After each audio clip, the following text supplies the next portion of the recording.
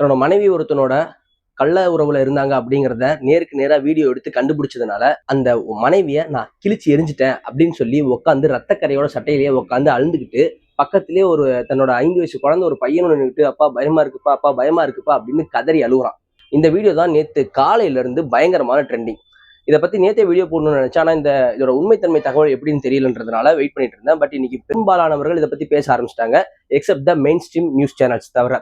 என்ன நடந்துச்சு, இந்த பிரச்சனைக்கு பின்னாடி என்னெல்லாம் காரணம் இருக்கு, இது உண்மையிலேயே இப்ப நடந்தது தானா, எப்ப நடந்தது, இது எவ்வளவு இந்த பிரச்சனைகள் போய்கிட்டு இருக்கு அப்படிங்கறத பத்தி தான் இந்த வீடியோல பார்க்க போறோம். ஸோ வீடியோவை ஸ்கிப் பண்ணாம கடைசி வரைக்கும் பாருங்க. நேற்று ஃபர்ஸ்ட் ஒரு வீடியோ ட்ரெண்ட் ஆகிட்டே இருக்கு. ஒரு கருப்பு கலர்ல ட்ரெஸ்ல இருந்து ஒரு பிளர்ரா ஒரு வீடியோல ஒரு பொண்ணு வந்துகிட்டே இருக்கு. அவளை யாரும் உள்ள இருக்கான், யாரும் உள்ள இருக்கான், வெளியே வர சொல்லு அப்படின்னு கேமராக்கு பின்னாடி இருந்து ஒருத்தர் கத்திக்கிட்டே இருக்காரு. அந்த பொண்ணு உனக்கு என்ன இப்போ ஏன் கத்துற அப்படின்ற மாதிரி ஒரு நார்மலான டொல்ல பேசிட்டு இருக்கு. பத்தாவதுக்கு ஒரு வீடியோலயே பளிச்சு அந்த பொண்ணு அடிக்கிறாரு. ஆனாலும் கடைசியில அந்த பையனை வெளியே வர சொல்லிட்டு ஒரு துரத்திட்டு ஓடுற மாதிரி இருக்கு. அதோட அந்த வீடியோ கட் ஆகுது. அந்த வீடியோவோட சாம்பிள் இப்போ உங்களுக்கு போடுறேன் பாருங்க. அவனை வெளில வர சொல்லு. சரி வர சொல்றேன். அவனை வெளில வர சொல்றீ. அவனை வெளில வர சொல்லு. அவனை வெளில வர சொல்லு. டேய் நிடா. வெளில வாடா. வர சொல்றேன். இல்ல மயிர் மாதிரி பண்ணாத. வெளில வர சொல்லு. சரி வர சொல்றேன். இது என்ன Dress? யார் அவன் உள்ள இருக்கவன்? உள்ள இருக்கறது யாரு? எதுக்கு மென்டல் மாதிரி பண்ற? உள்ள இருக்கவன வெளில வர சொல்லு. வர சொல்றேன். வாயை மூடு. வர சொல்லு. கத்திட்டு இருக்கால. இது நம்ம வீடு கிடையாது. எதுக்கு இப்ப நீ என்னை பட்டு அடிச்ச? வர சொல்லு அவன வெளில. நான் அடிக்கிறேன். சொல்றேன். நீ வர சொல்லு. வாயை மூடு. நான் வர சொல்றேன். வாயை மூடு. அவன வெளில வர சொல்லு. நான் வர சொல்றேன். வெளில வர சொல்லுன்னு. வெளில வர சொல்லு. வர சொல்றேன். வாயை மூடா. வர சொல்றீ அவனை. அவனை வெளில வர சொல்லு. வெளில வர சொல்லு. ஏய் வெளில வாடா. சுண்ணி போடா. ஏய் மென்டல் இந்த மாதிரி கட்டா. வெளில வர சொல்லு. ஜோசப் ப்ரோவா? Joseph bro. இங்க வெளில வா. வெளில வாடா. அக்கா நீ வெளில. ஏன் மொண்டாட்டி விட்டு நீ எப்படா நைட்டு போய் ஸ்டே பண்ற? அடுத்து இன்னொரு வீடியோ ட்ரெண்ட் ஆகுது. ஒருத்தர் என் குடும்பமே நாசமா போச்சு, இதுக்கு எல்லாத்துக்கும் காரணம் திருச்சியில இருக்கக்கூடிய அந்த ஜோஸ் அப்படிங்கிறவன் தான், அவன் ட்ரெண்ட்மி சலூன்ல வேலை பார்த்துட்டு இருந்தவன், இப்படிங்கிற மாதிரியான தகவல்கள் எல்லாம் சொல்லி ஒரு வீடியோ அனுப்புறாரு. பக்கத்துல இந்த வீடியோல இப்படி ரத்தக்கரையான சட்டையோட உட்காந்து பேசிட்டு இருக்கும்போதே அவரோட அந்த 5 வயசு குழந்தை பக்கத்துல இருந்துகிட்டு அப்பா பயமா இருக்குப்பா, அப்பா பயமா இருக்குப்பா அப்படின்னு கதறுது அந்த குழந்தை. அதை பார்க்கும்போதே நமக்கே ஒரு மாதிரி ரொம்ப கஷ்டமா இருக்கு.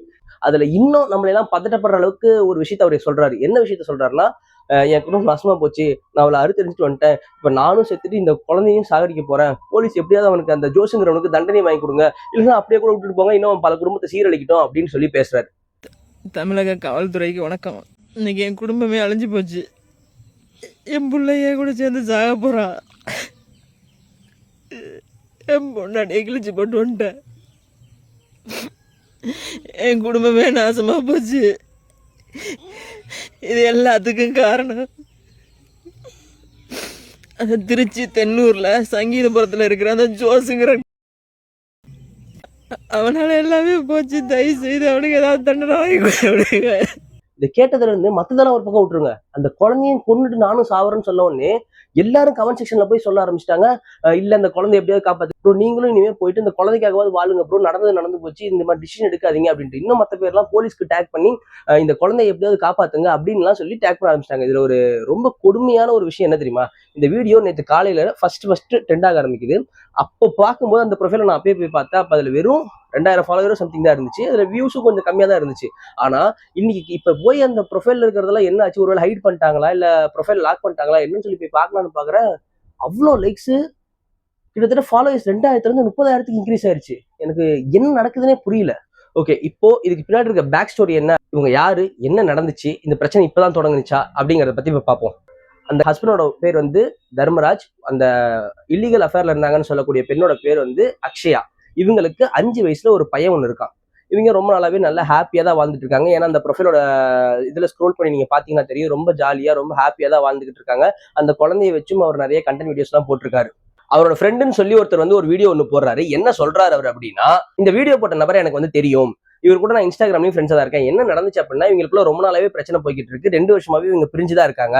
அப்படின்னு சொல்றாரு. அதாவது இந்த வீடியோ போட்டார் இல்லையா சட்டையில ரத்தக்கரையோட, அவர் வந்து சென்னையில ஏதோ வேலை பார்க்கறாராமா. இவங்களோட ஒய்ஃப் வந்து ஒரு மேக்கப் ஆர்டிஸ்ட். இப்ப இந்த கள்ள உறவு வச்சிருந்தான்னு சொல்றாங்க பாத்தீங்களா, அவன் வந்து ஒரு சலூன்ல வேலை செய்யறான். இவங்க 2 பேரும் கிட்டத்தட்ட மேக்கப் ஆர்டிஸ்ட் அண்ட் சலூன்ங்கிறது ஒரே மாதிரியான ஃபீல்டா போயிடுறதுனால இவங்க ஏதோ ஒரு ஈவெண்ட்லயோ இல்ல ஏதோ ஒரு ஃபங்க்ஷன்லயோ மீட் பண்ணும்போது 2 பேருக்கும் பழக்கம் ஏற்பட்டு நம்பர் எக்ஸ்சேஞ்ச் பண்ணிட்டு அதுல இருந்து இவங்களோட கான்டாக்ட்ங்கிறது டெவலப் ஆயிருக்கு அப்படின்னு சொல்றாங்க. பட் இந்த ஒய்ஃபோட மாற்றம் தெரிஞ்சதுல அவங்க ஹஸ்பண்ட் ஏதோ ஒரு 10 நாள் லீவ் போட்டு வந்து பாக்குறாரு, இதுல ஒன்றும் சரியில்லை அப்படிங்கும்போது போன் எல்லாம் எடுத்து மெசேஜ் எல்லாம் ஸ்க்ரோல் பண்ணி பார்த்து ஒரு மாதிரி சந்தேகப்பட்டு கண்டுபிடிச்சாரு. கேட்ட உடனே என்னைய நீ சந்தேகப்படுறியா அப்படி இப்படின்லாம் அவங்க வழக்கமா உருட்டுற மாதிரி ஊட்டியிருக்காங்க. சரி இருந்தாலும் நம்ம ஒய்ஃபை இப்படி சந்தேகப்படக்கூடாது அப்படிங்கிற மாதிரி எல்லாம் சொல்லிட்டு அவங்கள அந்த லீவுக்கு வந்த டைம்லயே குழந்தையெல்லாம் கூட்டிட்டு இவங்களையும் கூட்டிட்டு ஒரு பார்க்கு அந்த மாதிரிலாம் போயிட்டு கொஞ்சம் ஹாப்பியா இருந்துட்டு திரும்ப ஒரு வேலைக்கு போயிருக்காரு. ஆனா அப்படி போனதுக்கு அப்புறமும் திரும்ப இதே கண்டினியூ ஆயிருக்கு. அந்த ஜோஸ் அப்படிங்கிறவனுடைய கண்டினியூ ஆகிட்டே இருந்திருக்கு. அவர் திரும்ப கண்டுபிடிச்சிட்டாரு. வந்து நேருக்கு நேரே கேட்கும்போது வந்து ஒரு பிரச்சனையா இருக்கு. அதுக்கப்புறம் அவங்க பிரிஞ்சு போயிட்டாங்க. 2 வருஷமாவே இந்த பிரச்சனை போயிட்டே தான் இருந்து அதுக்கப்புறம் கிட்டத்தட்ட இந்த கடந்த 6 மாசமாவே அவங்க பிரிஞ்சுதான் இருக்காங்களாம். ஏன்னா அவங்களோட வீடியோஸ்ல போய் பாத்தீங்க அப்படின்னாலே தெரியும் அந்த குழந்தைகிட்ட அம்மாலாம் இனிமே வரமாட்டாங்கடாமா அப்படின்லாம் சொல்லிட்டு இருக்காங்க. அப்புறம் நமக்கு பிடிச்சவங்க யாராவது தப்பு செஞ்சா என்னடாமா பண்ணலாம் அப்படின்னா அந்த குழந்தையோட கான்வர்சேஷன் வச்சுட்டு இருக்காரு அவரு. ஒரு குழந்தைகிட்ட போய் கேட்க வேண்டிய விஷயங்களா இது அப்படிங்கிற மாதிரி தான் இருக்கு ஒண்ணு. இன்னொன்னு இவங்க வந்து இதுக்கு முன்னாடி திருச்சியில வாழ்ந்துகிட்டு இருந்ததாகவும் இப்பதான் தஞ்சாவூர் பட்டுக்கோட்டைக்கு சமீப காலத்துலதான் வீடு குடிபெயர்ந்து வந்ததாகவும் ஒரு தகவல் ஒன்று சொல்றாங்க. இந்த பொண்ணு வந்து சில மாசங்களுக்கு முன்னாடியே இவரை விட்டுட்டு கம்ப்ளீட்டா வந்து பிரிஞ்சு போயிட்டதாகவும் ஒரு தகவல் சொல்றாங்க. அதாவது ஒரு வாட்டி ஓடி போய் பிரச்சனையா அவங்க வந்து இல்ல இது எப்படியோ நம்ம புருஷனுக்கு தெரிஞ்சு போச்சு, இதுக்கு மேல வீட்டுக்கு போனா பிரச்சனையாருன்னு சொல்லிட்டு போன் நம்பர் எல்லாம் சுவிச் ஆஃப் பண்ணிட்டு அவங்க கூட நிரந்தரமா தங்கிட்டதாக ஒரு தகவல் ஒன்று சொல்றாங்க. இப்படி எல்லாம் போயிட்டு இருக்கும்போது இவரே குழந்தைய பார்த்துட்டு குழந்தைக்கு சோறு ஊட்டிட்டு இப்படிலாம் இருந்திருக்காரு. அப்புறம் ஒரு ஸ்டேஜ்ல இவங்க இருக்கிற இடத்த கண்டுபிடிச்சாரு. கண்டுபிடிச்சதுக்கு அப்புறம் தான் போன் எடுத்துட்டு போயிட்டு அவனை வெளியே வர சொல்லு, நம்ம ஃபர்ஸ்ட் பார்த்தோம் இல்லையா வெளியே வர சொல்லுன்னு அந்த வீடியோ அப்பதான் நடந்திருக்கு. ஸோ இது எப்ப நடந்துச்சு, இதுக்கப்புறம் அதுலயே வந்து அவனை துரத்திட்டு போற மாதிரி அந்த வீடியோ முடிஞ்சிருக்கும் ஒண்ணு. இதுக்கப்புறம் இந்த வீடியோ இவர் எப்ப போட்டாருன்றதும் தெரியல. பட் இப்ப காலையில இருந்து வர செய்திகள் என்ன அப்படின்னு சொல்லி பாத்தீங்க அப்படின்னா குழந்தை வந்து சேஃபா இருக்கு. இந்த கிழிச்சு போட்டுட்டேன்னு சொன்னார் இல்லையா அவரோட மனைவி, அவங்களும் இப்ப வந்து ஹாஸ்பிட்டல்ல ட்ரீட்மெண்ட்ல உயிரோட தான் இருக்காங்கன்னு சொல்றாங்க. ஆனா இப்ப அவரை போலீஸ் கஸ்டடியில் எடுத்துட்டாங்க, அவரை அரெஸ்ட் பண்ணிட்டாங்க அப்படிங்கிறது தான் இப்ப கரண்ட் அப்டேட். ஸோ யாரோட உயிருக்கும் எந்த பிரச்சனையும் இல்லை. ஆனா ஒரு குடும்பம் மொத்தமா செதஞ்சு வீணா போயிருச்சுங்கிறதா இதுல கஷ்டமான உண்மை. இப்போ இதுல சட்டம் என்ன சொல்லுது அப்படின்னா அவங்க இல்லீகல் அஃபேர்ல இருந்தது தப்புன்னு எப்பயுமே சொல்லல. சட்டத்தின் பார்வையில அது அவங்க விருப்பப்பட்டு இருந்தாங்க அப்படிங்கிற மாதிரி ஆயிருது. இப்ப சட்டத்தோட பார்வையில இவரை ஏன் அரெஸ்ட் பண்ணிருக்காங்க அப்படின்னா இவரு அவங்கள கொலை முயற்சி பண்ணியிருக்காரு அப்படின்ற மாதிரியான கோணத்துலதான் இவர் அரெஸ்ட் பண்ணியிருக்காங்க. சோ அவங்க பண்ணது தப்பு கிடையாது, இவர் அவங்கள கிழிச்சு போட்டது தப்பு அப்படிங்கிற மாதிரி ஒரு விஷயம் சட்டத்தின் பார்வையில இருக்கு. ஆனா பல பேர் கமெண்ட் செக்ஷன்ல போய் என்னெல்லாம் சொல்லிட்டு இருக்காங்க அப்படின்னா எப்பா சட்டத்தெல்லாம் ஒரு ஓரமா வைங்கப்பா, ஹியூமன் எமோஷன்ஸ் ஒண்ணு இருக்குல்ல அப்படிங்கிற மாதிரி பேசிட்டு இருக்காங்க. இதை பத்தி நீங்க என்ன நினைக்கிறீங்க அப்படிங்கிறதையும் வந்து கமெண்ட்ல சொல்லுங்க. ஆனா அந்த ஜோஷ் வந்து இப்ப என்ன ஆனா அப்படிங்கிறது இப்போ வரைக்கும் தெரியல.